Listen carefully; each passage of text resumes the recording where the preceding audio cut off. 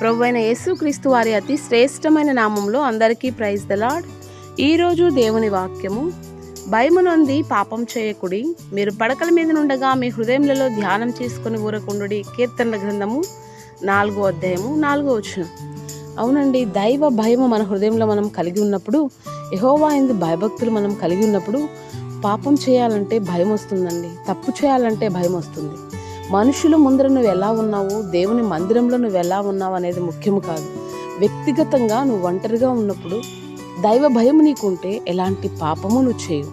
అది ఏదైనా కావచ్చు, అబద్ధం కావచ్చు, దొంగతనం కావచ్చు, తప్పుడు ఆలోచనలు కావచ్చు, ఏదైనా కావచ్చు, అది పాపమే. దేవునికి చిత్తము కానిదేదో అది పాపమే. మేలైనది చేయనెరిగి అలాగూ చెయ్యని వానికి పాపం కలుగును అని రాయబడింది. అంటే ఇది చేయకూడదని తెలిసి అది చేస్తే అది పాపమే. కనుక దైవ భయం కలిగి పరిశుద్ధంగా బ్రతుకుదాం, దీవించబడదాం.